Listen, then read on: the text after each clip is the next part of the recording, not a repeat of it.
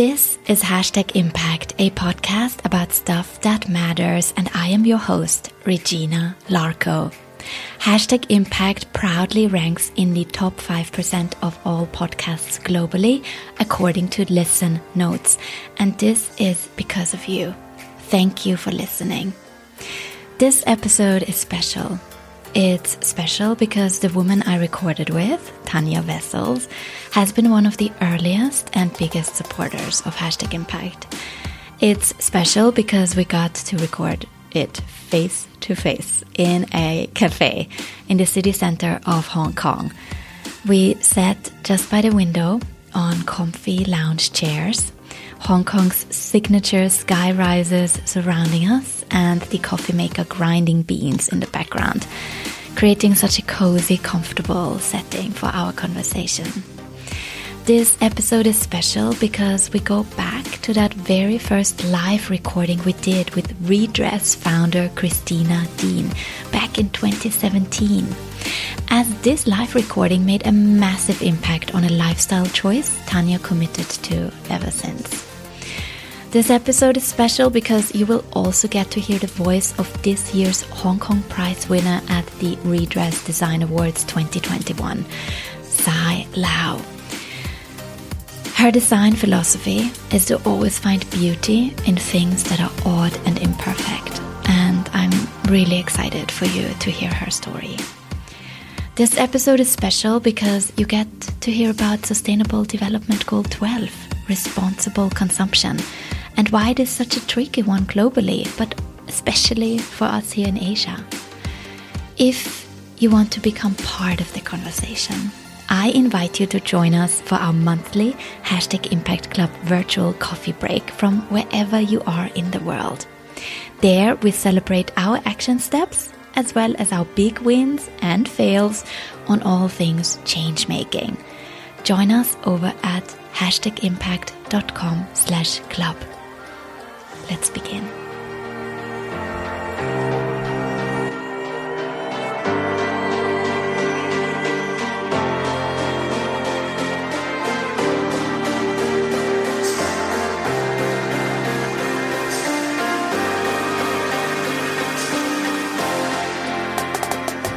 Tanja Wessels is fascinated by psychology and why we do what we do. In 2021, she is celebrating 4 years of not buying new clothing, something that started as a 1-year personal challenge, but has since opened up a wealth of unexpected opportunities, hasn't it? And she's smiling and laughing. It sure has. She stopped buying new clothes on May 10th, 2017, after listening to a Hashtag Impact podcast recording with the incredible Redress founder, Christina Dean. In her TEDx talk, she calls this moment a wake-up call. I mean, Tanja, there are so many things I would like our listeners to know about you before we even get into the recording, like the thought-provoking articles you're writing, your breathtaking eco-art performances, being named as one of the 2019 Green is the New Black Green Warriors, being a founding member of Circular Community Hong Kong, a platform to encourage circular thinking, and your new business venture with Revive Consulting. Yeah, I hope we get to touch upon many of these things, but this is actually a really personal recording, a really personal moment for me, because you've been part of this Hashtag Impact journey for such a long time, being right there in the audience at this very first Hashtag Impact live recording, and it was so life-changing for you. And I want to know all about what happened after that day. Tanja, welcome to Hashtag Impact Podcast. We finally made it happen. It is so good to be here. We did finally make it, and it's fantastic. So let's go back to that day of the recording. How was it for you that day to learn about the impacts of the fashion industry on our world, and what did you do with that information? It was quite alarming to realize that our everyday habits or actions have really, really big consequences, and that was a little bit disconcerting, and it was alarming. But it was also exciting and empowering, because you realize that, well, I actually have skin in this game. I'm part of it, and I can also change that trajectory to some extent. And I think the magic of Christina Dean is that she has this wonderful combination of really elegant, intelligent, and chic-looking person, but at the same time very down-to-earth, very open, and very warm. And when I listened to her speak on your podcast, I understood. It almost felt like she was giving people permission to not play that fashion game. She shared her experience about going dumpster diving, and I'll never forget where she spent a year just wearing clothes out of the dumpsters. In different countries, you have landfills that you can walk up, people are living on them. Anyway, the point about the Hong Kong one was that it's very organised, but it was equally shocking to see just how much crap we throw away every single day. And I thought to myself, therefore, I'm going to just dress myself in other people's discarded clothes. So for a year, my 365 challenge, I just wore people's discarded clothes. We have enormous amounts of clothing waste out there. And I thought, wow, in a city like Hong Kong that is so elegant and chic, and brands and hygiene and everything's sanitized, I thought this was a really brave admission by somebody to say that, hey, sometimes I don't even wash the clothes, I give it the sniff test. And that was like, what? That's fantastic. I worked with recycling centres in Hong Kong, and I got my clothes out of a bin, not this landfill, of a recycling bin, for a whole year with a different outfit every day. And so basically I wore people's trash for a year, and I looked gorgeous and fabulous at the I same looked time. better than my old clothes, actually. It was a bit sad. So actually this was one of my favourites out of the bin. And I guess it just taught me that we need to be thinking differently about waste, and one of my favourite things about... You see, when you do these crazy things, like whatever it is that you might be interested in. Oh, another quick one is, I cycled to Vietnam because I wanted to see it with my own eyes. And it's only like, you've got to go out there and have a look at it, and to really see it. And that was another experience, like it's got to get you in the heart and get you sort of a visceral reaction to these things. And so therefore, the quote that I love, which I've used before, which is, waste is not waste until it is wasted. And that's what we need to be doing, whether you're talking about food, fuel, fashion, fibres, trims, buttons, jewellery, whatever you want. It's not waste.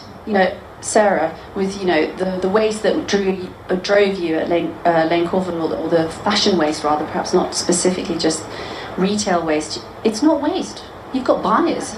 Yeah. So that's what I think is important. These crazy experiences, they translate into sense, and then you can actually talk about it.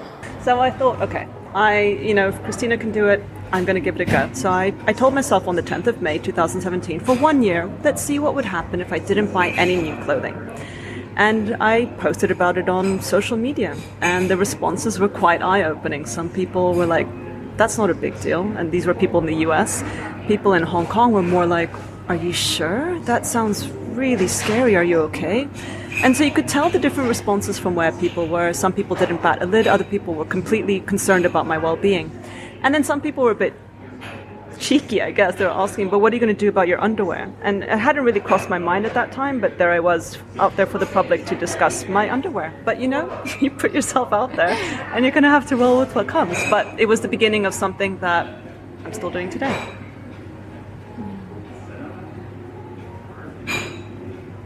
I have to smile because I'm just, this hearing you share about how you experienced Christina, and I recommend everyone who hasn't discovered the work of Redress yet, and also what they're doing at the social impact business, the R Collective, born out of their NGO work with Redress, then definitely check out episode, I want to say 14, now I'm not even sure which one was it, with Christina Dean. Scroll all the way back. I'm gonna put a link in the show notes as well to make it easy for you to find, because I think Christina has this impact on a lot of people, and it is what it showed me, and why I'm really happy to have her as my very first guest at a live recording, is the power of communicating your story and your passion and the impact you want to make.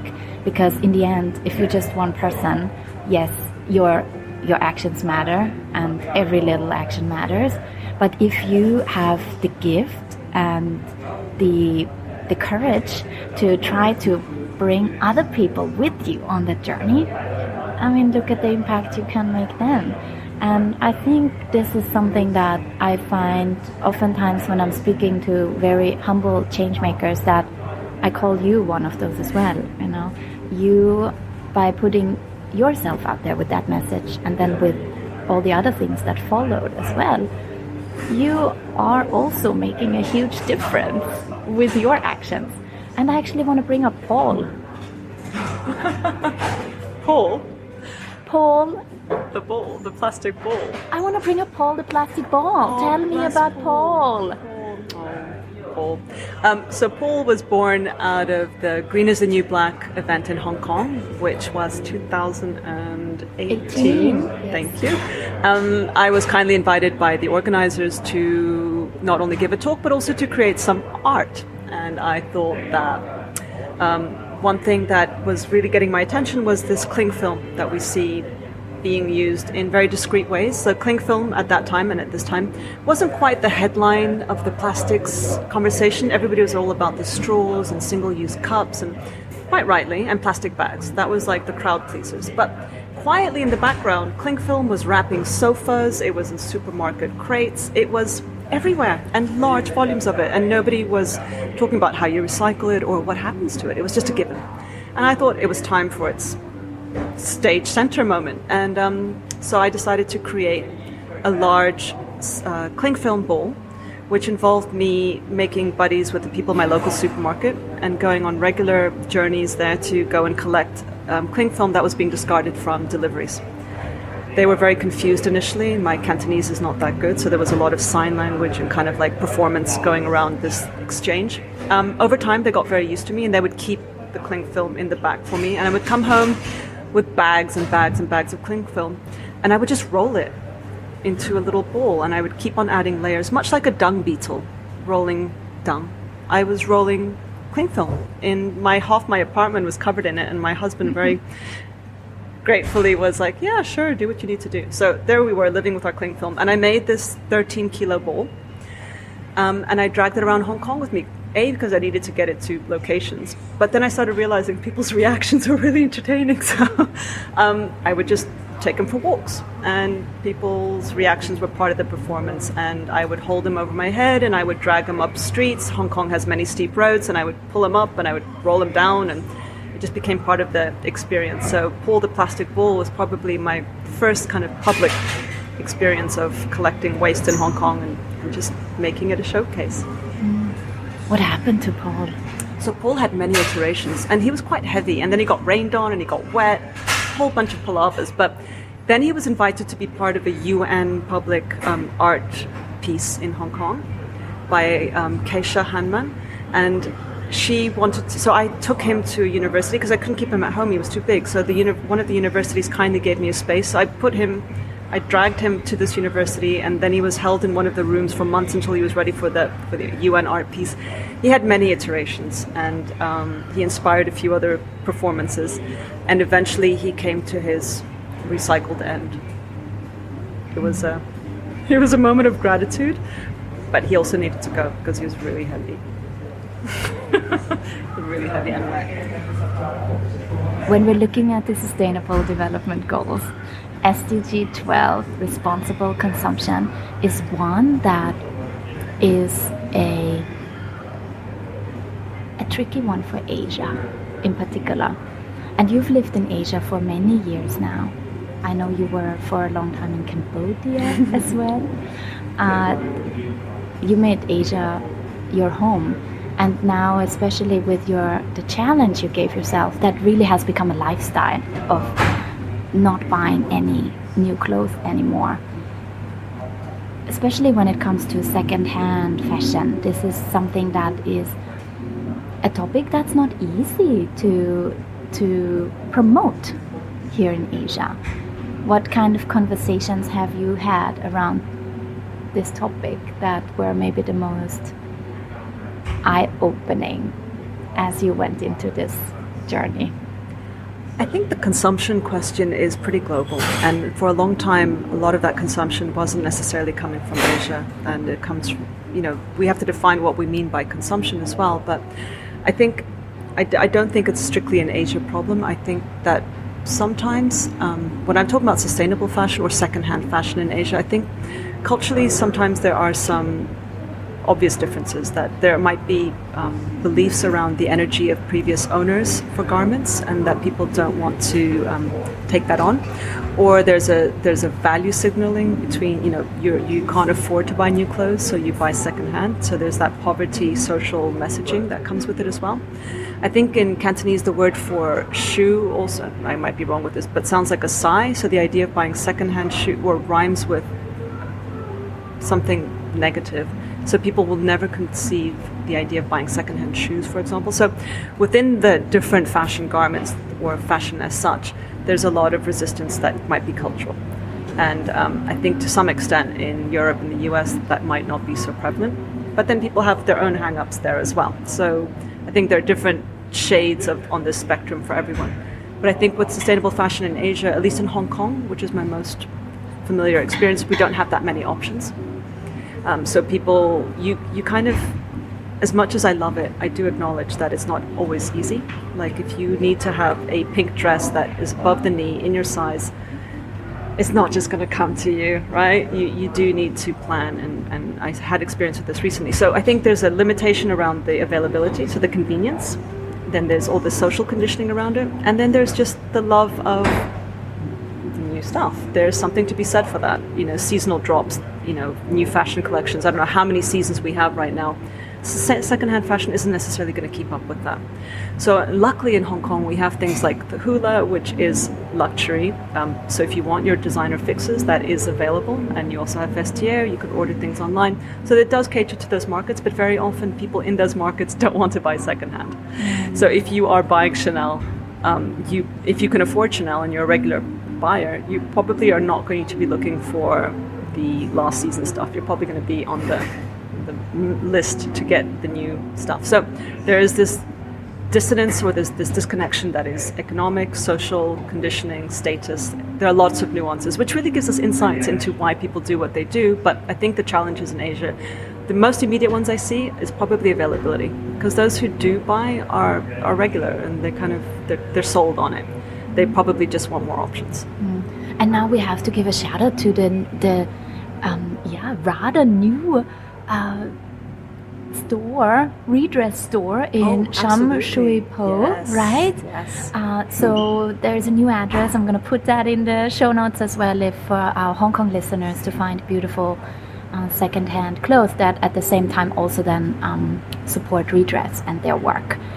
So shout out to their great work. Absolutely. And it is definitely big on my to-do list to stop by there, because I haven't had the chance yet to stop by. And I loved what you shared with me beforehand, actually, about the Sustainable Development Goals, where you said sustainability is a spectrum. Everything is interconnected. And that's what that's what the SDGs really showcase. Of course, all these goals, they cannot be looked at in isolation, and we brought that up also when we talked with Joe Hayes from Habitat for Humanity recently. When you're looking at the housing, for example, what would cover SDG 11, but when you're looking at, what kind of shelter does housing gives you shelter, what helps you, the people living in that house also to have a safe space. It empowers oftentimes women that would fall into categories that maybe are more quickly to fall into homelessness and so on. I listened to the episode with Joe Hayes to hear more about that topic. But for me, it's always fascinating looking at these colorful, that colorful charts of the SDGs to make people understand where they fit in with this. Where do you think you fit in? So here's the funny thing. People think I love fashion. I really don't. I love what fashion can do. And I see fashion and food as kind of the gateway drugs to sustainability, because even if you're not necessarily concerned about melting ice caps or anorexic polar bears or CO2 emissions, you do understand that hopefully by now people are more aware that food waste and fashion waste are very problematic. And we all eat and we all get dressed, so we're all part of that conversation. So I think that's what's interesting to me about fashion. It is such a personal, public, private, it's everything. It hits every point. So for me, I see it as an instrument. But the interconnectivity of everything, absolutely. I mean, we're never going to get to sustainability until people can meet their basic needs and education. So when these things all fall into place, and this is a marathon, it's not a quick fix, but until we meet those equality needs and the inclusivity, and we acknowledge the minorities and we give space to everybody's voices, we're never really going to get there. So these things are all kind of erupting to some extent. It really feels like everything is very raw socially. People are mad, people are angry, people are vocal, people are arguing, there's a lot of stress and strife in societies around the world. And as uncomfortable as it is, and as awkward as it is, it's also a necessary breaking point, because these things have been pent up and they've been built up. So if we can kind of move through that fear and awkwardness and discomfort and kind of get engaged and bring things back to listening and bring things back to communicating and not just shouting and finger pointing and this binary, like, on, off, in, out, then it's going to get a lot better. But it feels like right now we need to go through this pain point. And historically, we will hopefully look back at this and see that this is giving birth to something a lot more progressive and enlightened. So yes, everything is interconnected. But this is very much how the world works, and this is very much how resources work. And if we can make those connections shorter, we might understand the value of doing certain things a little bit better, or giving space to certain things. So yeah, it's super valuable. SDG 12, responsible consumption. When I'm looking at your TEDx talk, that is amazing. I want to send everyone to it, and I'm going to link to it in the show notes. I mean, it has SDG 12 printed all over it, Sure does.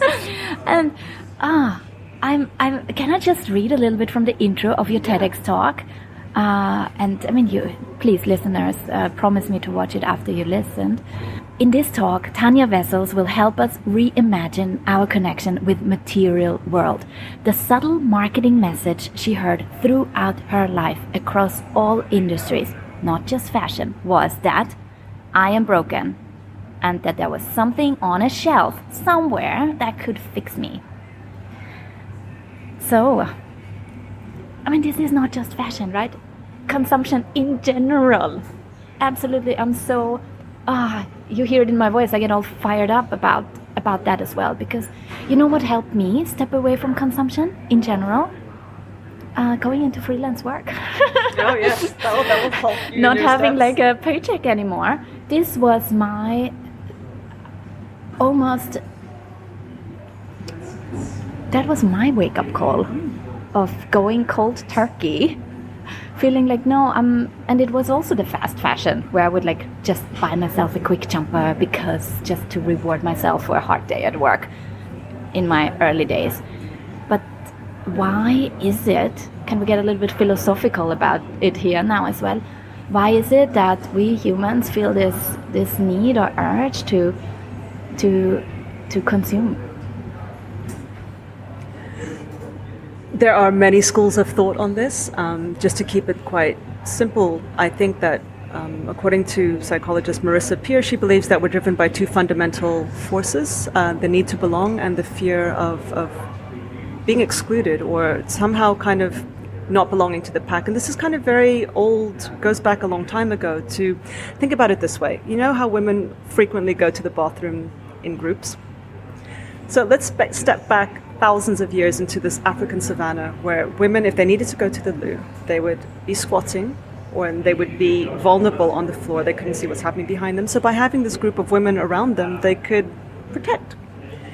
And this kind of drive to belong, to not be excluded, kind of stems from that. If you were different or if you were sick or if you were not part of the pack, you would be excluded and you would probably not survive on your own. So we have this very archaic memory of if the pack rejects me, I'm going to die. Now, we know very well nowadays that's not the case, but we are still driven by this need to belong, for our social well-being, for our economic well-being, for our whatever it is that drives you, right? Nobody really likes to be excluded. So we will behave in certain ways to be approved. You know, if we want to be part of the fashion gang, we keep up with the latest trends or whatever floats your boat. So I think we have this very misconstrued idea that we're going to die somehow unless we do these things. And maybe in some ways it's a little death, but it's not a physical death, but it's the death of your ego, or it's the death of your sense of self.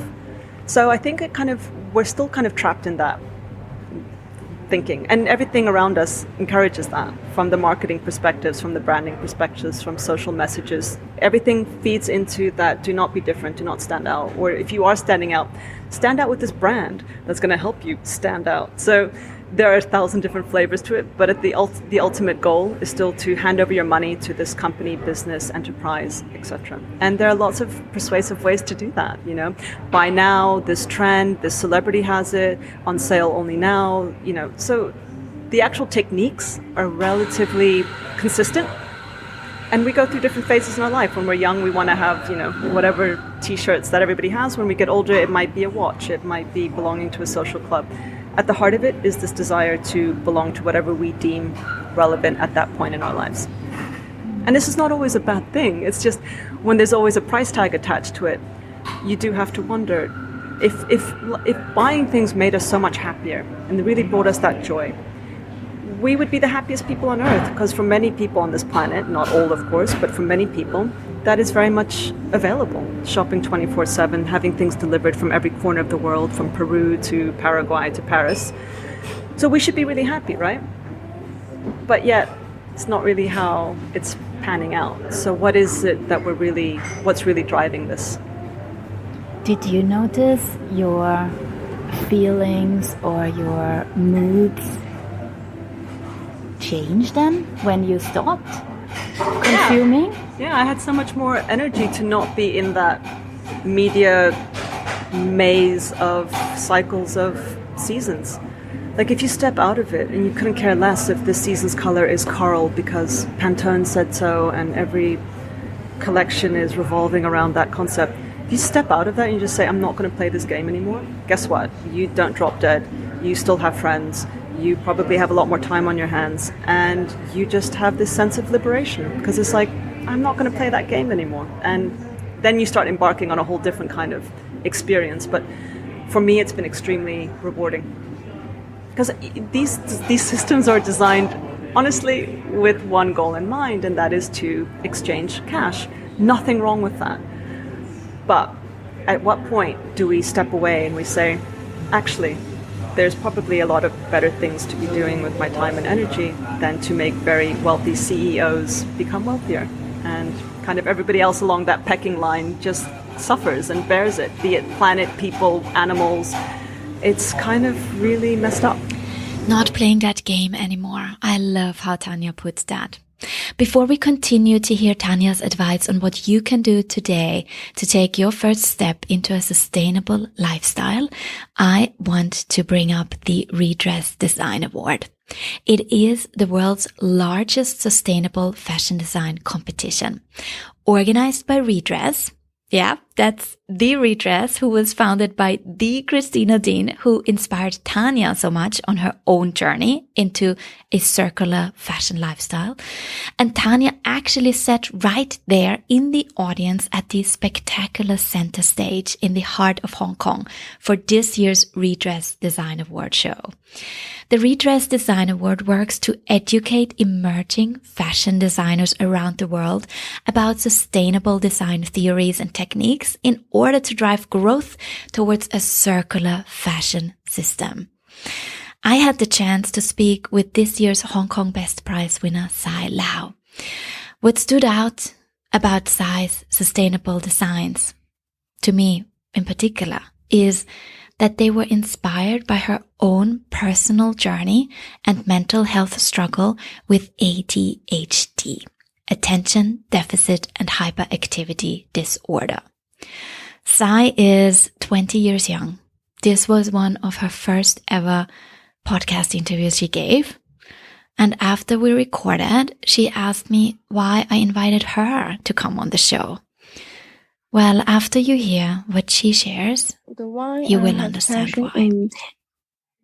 Fashion came from the ADHD, as I think even I have ADHD, I should be more hardworking in design, because people in who have mental health or physical disabled, people will always think that fashion designers is always all-around persons and who has a lot of ability.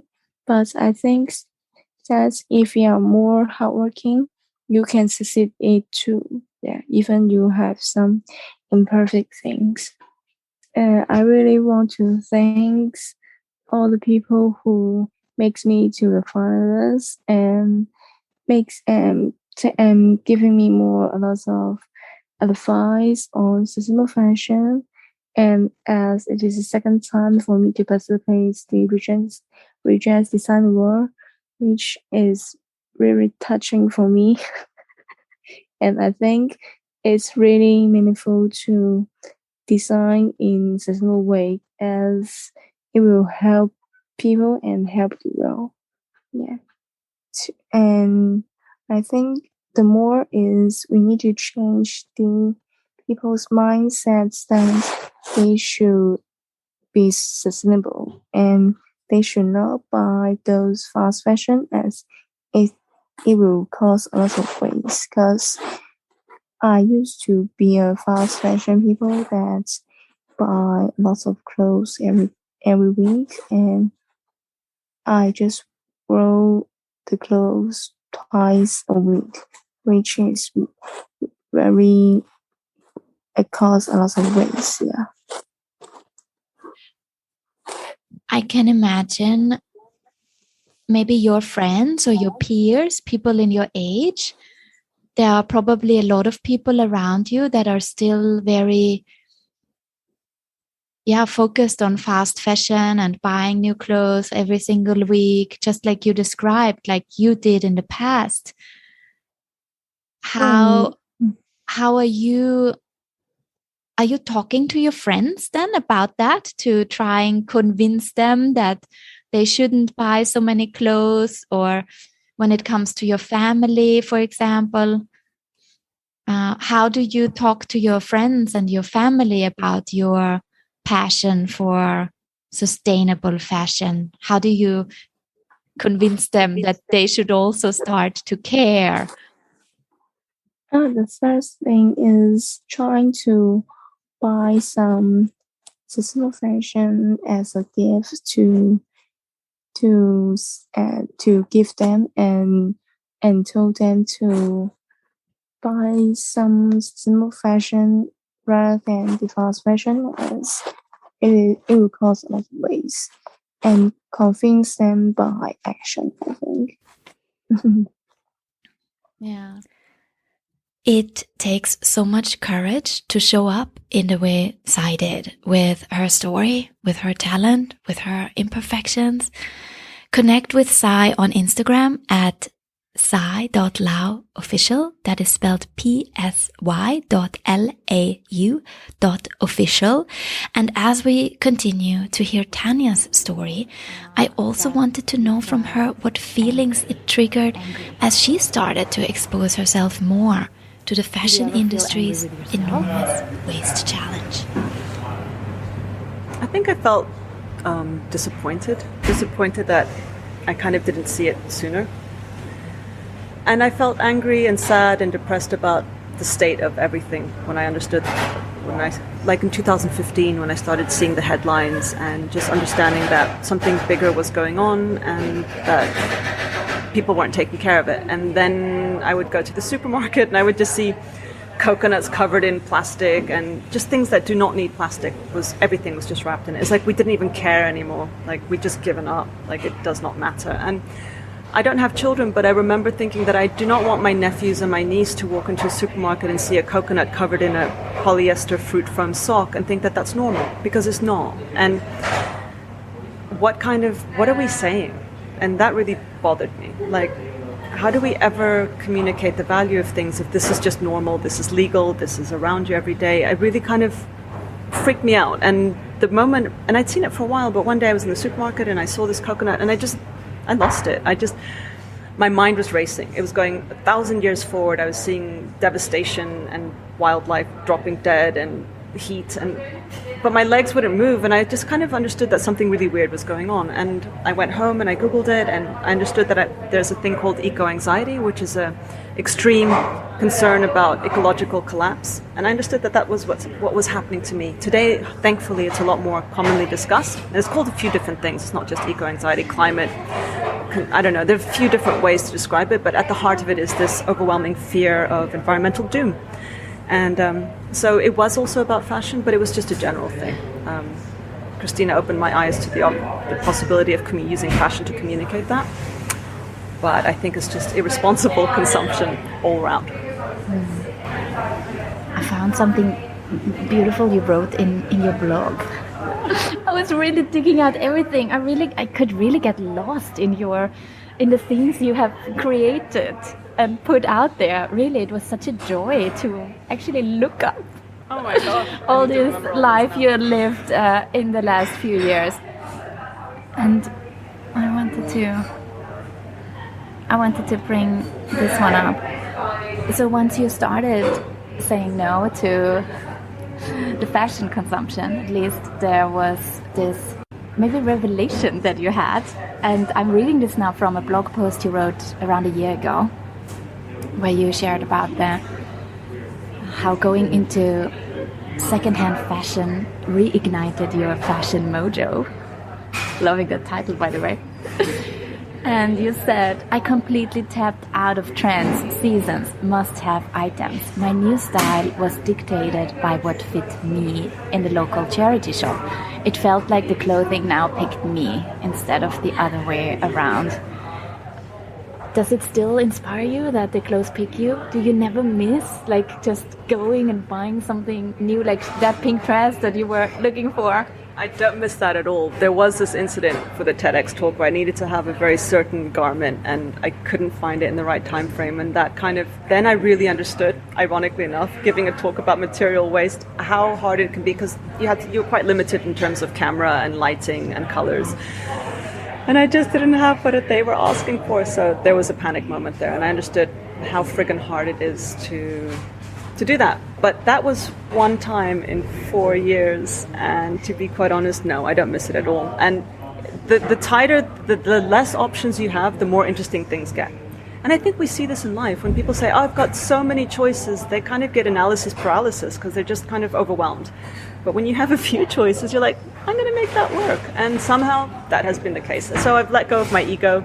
I sometimes leave the house dressed like a clown because, I don't know, I kind of don't really care about that so much anymore. And the funny thing is, I've never talked about my clothes as much as I do now. And I just see it as a really nice gateway to talk about sustainability, because within 2 minutes somebody asks you, I love your dress, where did you get it? And then you go on, it's secondhand.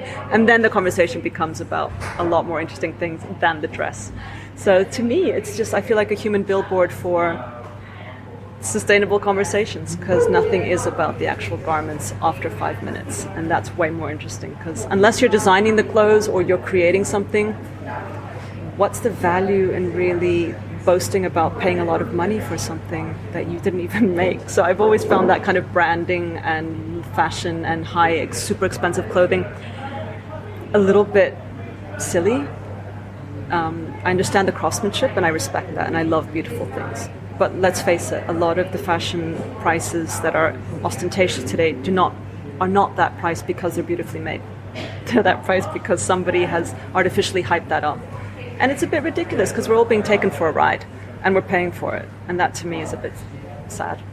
For anyone out there listening right now that has maybe only now discovered about the impact that they are having with the choices they make when it comes to fashion, is there something that you would want them to know, to take a first step into consuming more responsibly?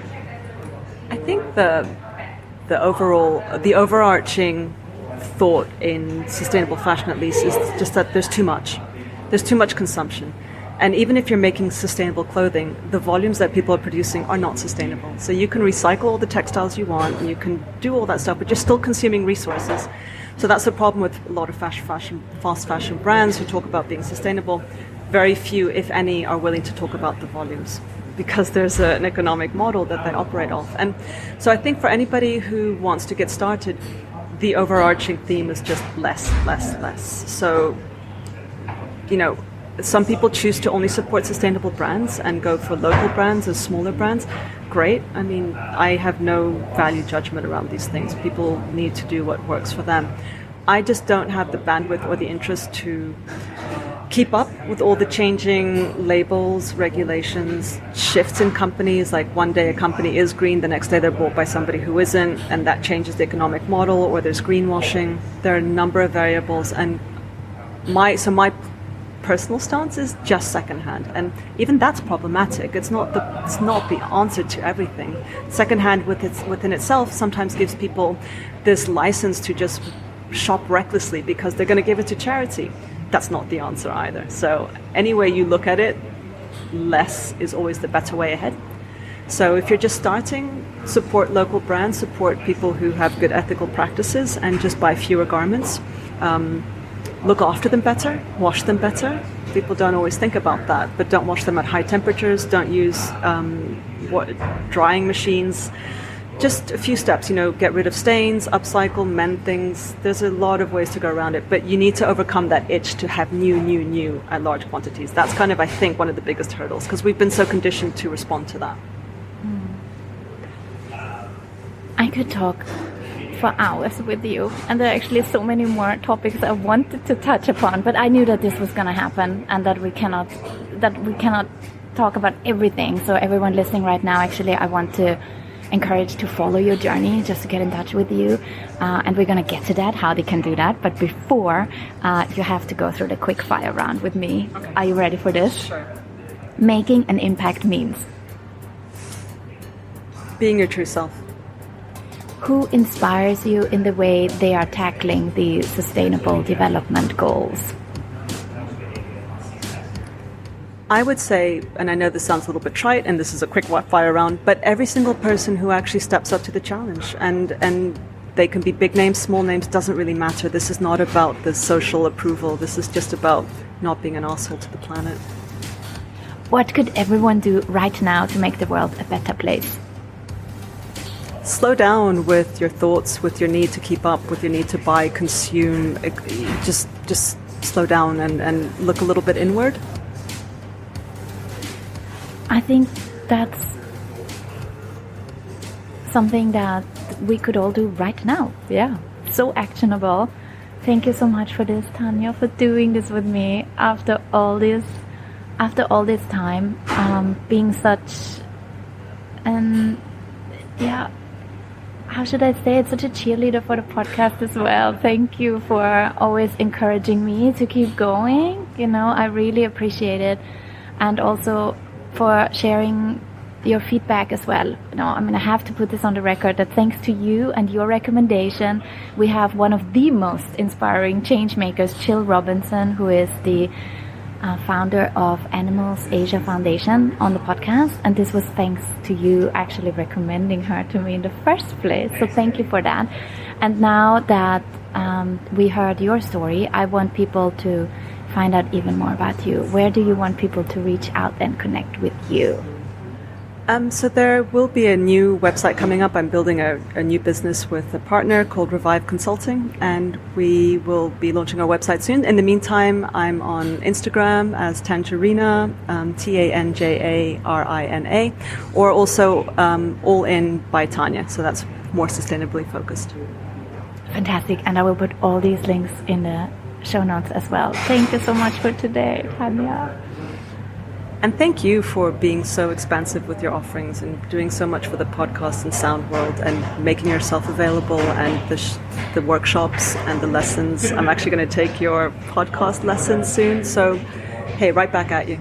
Oh, I would love a the Tanja podcast coming to you soon. And you will, of course, hear all about this here as well, too. So, we keep checking in with our guests as well to see what they are up to. And I'm very excited to hear more about this Revive Consulting as well. So we'll look out for that one. Thank you. I promised that this episode was special. There is one more reason that I wanted to surprise you with. We love when we hear from our listeners. This is Devansh, based in Hong Kong, who is also taking action when it comes to SDG 12, responsible consumption. He tackles food waste. Hear for yourself how he does that. Hello everyone, my name is Devansh and I'm currently tuning in from my university campus in Hong Kong, where I've been living for the past 3 years now. You'll actually find it rather interesting that I was up till 2 a.m. last night crumbing bread into small pieces. Now you'd wonder why. This is actually a very interesting story which dates back to about 1.5 years now, where my friends Suyash, Anushka, Naman and myself encountered the scale at which bread is wasted from the bakeries in Hong Kong. And we thought that this seemed like something which had to be fixed or addressed. And after doing very basic research, we figured out that all the surplus bread could actually be used to make beer. Now, to the ears of a bunch of 19-year-olds, that seemed like the recipe for a magical opportunity, which is why we took it up and we put the little resources that we had into testing a pilot batch.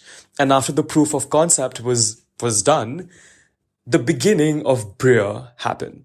A journey that has proved to be an amazing opportunity in self-growth and making a tangible impact in the world, where we have been able to define Breer as a food upcycling startup that uses the surplus unsold, uneaten bread from the bakeries around Hong Kong to make locally brewed craft beer. Now, this concept hits the 3P principle right in the nail by leveraging the local communities, hence the people, to make positive change in the planet, all while being for profit. And we obviously align ourselves with the United Nations Sustainable Development Goals, particularly number 12, by promoting responsible production and consumption, by leveraging all the food waste that is currently available and using that to promote sustainable products and lifestyle choices. Hence, Breer is planet-saving beer, where we aim to save the world one beer at a time. Look out for us. Yes, definitely look out for them. We really do have the most amazing listeners and community. Find more information and links to all our featured voices and links that were mentioned in the show notes. And if you enjoy what we do here, please support our work and join us at #impact.com/club. It would be amazing to see you there at our next virtual coffee break. Thank you so much for today. Thank you so much for listening now all the way to the end. You are such a star. Talk to you soon. Bye.